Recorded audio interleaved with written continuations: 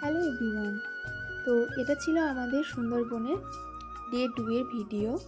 তো সকাল সকাল আমরা সকলে রেডি হয়ে বেরিয়ে পড়েছি, আর এখানে আমরা উঠেও গেছি বোটে। তো তোমাদের বলে দিই যে আমরা কোন ট্রাভেলসে গেছিলাম। আমাদের ট্রাভেলসের নাম ছিল লোকনাথ ট্রাভেলস, আর আমাদের বোটের নাম ছিল সাজমহল।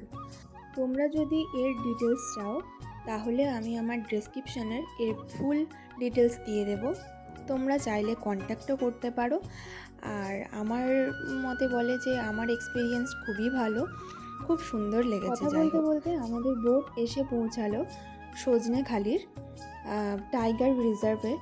তো এখানে দেখতেই পাচ্ছ যে কত ভিড় ছিল, আর বৃষ্টিও পড়ছিল, তাই সবার হাতে একটা করে ছাতা। যাই হোক, এখানে এসেছিলাম বাঘ দেখতে, আর বাঘ দেখতে গিয়ে দেখতে পেলাম কি বাঁদর।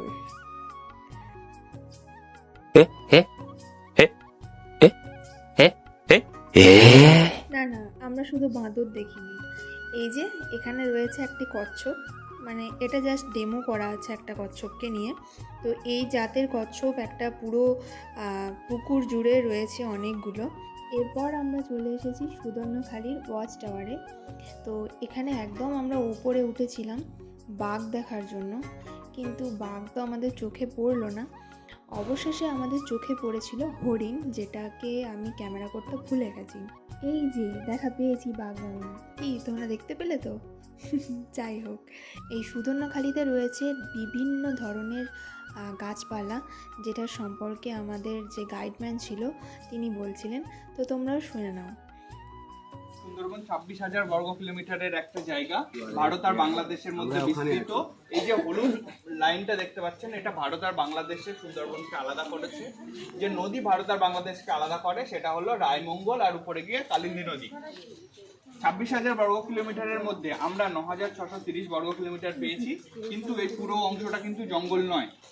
এই যে সাদা পোর্শন দেখতে পাচ্ছেন, এখানে জনবসতি আছে। সুন্দরবনে 102টা দ্বীপের মধ্যে 54টাই জনবসতি আছে, আর 48টাই জঙ্গল। এই সাইডে যে জঙ্গলটা দেখা যাচ্ছে এটার নাম হচ্ছে ডিভিশনাল ফরেস্ট। আর এখন আমরা যে পোর্শনে ঘুরছি এটার নাম সুন্দরবন রিজার্ভ। এর স্পেসিফিক এরিয়া দেখুন, ইউ আর হেয়ার যেখানে লেখা আছে সজনেখালিতে, এটা হচ্ছে সজনেখালি ওয়াইল্ড লাইফ স্যাংচুয়ারির মধ্যে পড়ে। এখানে ট্যুরিস্টদের অ্যালাউ করা হয়। সাধারণত মাছ, কাঁকড়া, মধু সংগ্রহ করা, যেটা এখানকার মানুষের অন্যতম জীবন জীবিকা, সেটা এখানে। এরপর আমরা সুদর্ণখালি থেকে রওনা দিলাম বোটের উদ্দেশ্যে। তো চলো, বোটে উঠে পড়েছি, আর আমাদেরকে দিয়ে দেওয়া হয়েছে আমাদের ব্রেকফাস্ট, লুচি আর চানা মশলা। আহা, বাইরের এই প্রকৃতি, আর সাথে তো বৃষ্টি রয়েছেই, আর গরম গরম লুচি আর চানা মশলা জাস্ট দারুণ ছিল। ব্রেকফাস্ট করার পরই আমাদের বোট এসে পৌঁছালো বনবিবি ভরানীতে। তো দেখতেই পাচ্ছ এখানে অনেক বোট ছিল, মানে অনেক ট্রাভেলসরা এসেছিলো এখানে। তো এই হচ্ছে মা বনবিবি। এখানকার মানুষেরা এই দেবীকেই সব থেকে বেশি মানে। কথিত আছে যে এই এলাকার মানুষ যখন বনে শিকার করতে যায়, তখন এই মায়ের দর্শন ছাড়া অথবা এই মায়ের আশীর্বাদ ছাড়া তারা শিকার করতে যেতে পারেন না। যখন তারা নদী পার হয় বা শিকার করতে যায়, তো এই মাকে দর্শন করেই যেতে হয়। তো আমরাও এই মাকে দর্শন করলাম, প্রণাম করলাম। তো তারপরে আমাদের দেখানো হলো নানান ধরনের উদ্ভিদ। তো এরপরে আমরা চেপে গেলাম বোটে। আমরা যাচ্ছি অনেক গভীর জঙ্গলের মধ্য দিয়ে, আর গভীর জঙ্গলের মধ্যে দিয়ে যাচ্ছি, আর একটাই নজরে ছিল যে কখন আমরা বাঘ দেখতে পাবো। তাই একটাও সুযোগ মিস করিনি, আমরা কন্টিনিউ তাকিয়েছিলাম বনের দিকে। তো তারপরে আমাদের হাতে চলে এলো আলুর পকোড়া। তো আলুর পকোড়া খেতে খেতেও আমরা বাঘ খুঁজছিলাম, কিন্তু লাক খারাপ হলে যা হয় আর কি, বাঘ আমরা দেখতে পাইনি। তো এনজয় করছিলাম প্রকৃতিটাকে। বোটের একদম ধারে বসে দুজন মিলে হাওয়া খেতে খেতে আমাদের বোট এসে পৌঁছালো দোবাকি ক্যাম্পে। আর এই দোবাকি ক্যাম্পে এসেই আমাদের চোখে পড়েছে হরিণ। আর দোবাকি ক্যাম্পের ভিতরে তোমরা ঢুকলেই বুঝতে পারবে, মনে হবে যেন জঙ্গলের একদম ভিতরে তোমরা চলে এসেছো। তো এখানে হরিণগুলো, অনেক হরিণ ছিল যারা এসে সামনাসামনি ঘাস খাচ্ছিল, খুব সুন্দর লাগছিল দেখতে। তো আমরা হরিণ দেখে চলে গেলাম ভিতরে। এখানে বলে রাখি, এখানে মানুষেরা থাকে খাঁচার মধ্যে আর পশুরা থাকে খাঁচার বাইরে। দেখতেই পাচ্ছ আমরা হাঁটছি পুরোটা খাঁচার মধ্যে দিয়ে, আর পশুরা কিন্তু আছে বাইরের দিকে।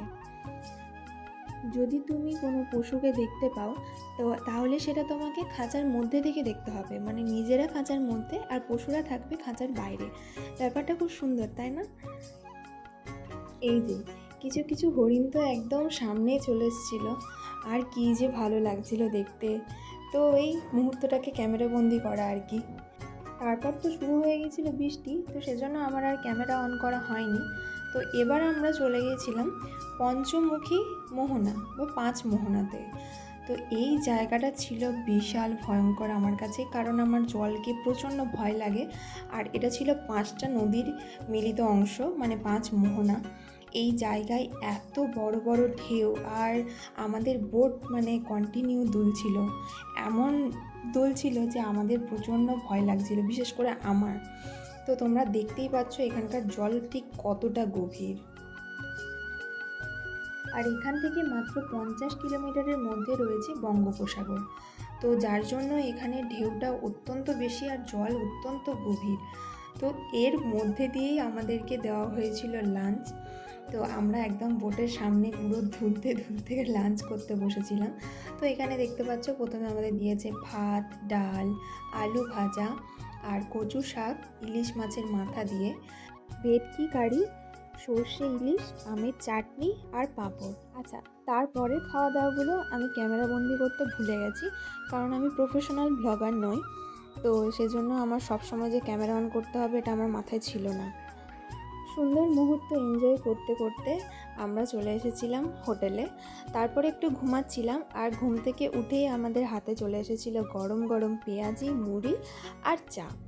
আমরা খেয়ে একটু বাজারে বেরিয়েছিলাম, মানে ওখানকার ওই লোকাল মার্কেটে আর কি।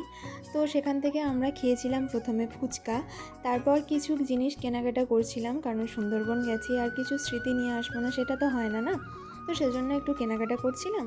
তারপরে দুজনে দুটো কোল্ড কফি খেয়ে চলে এলাম হোটেলে। এসেই আমাদের দিয়ে দিয়েছিল ডিনার। তো ডিনারে ছিল ফ্রায়েড রাইস, স্যালাড আর চিকেন কষা। পার্ট 3 নিয়ে আসছি তাড়াতাড়ি। টাটা।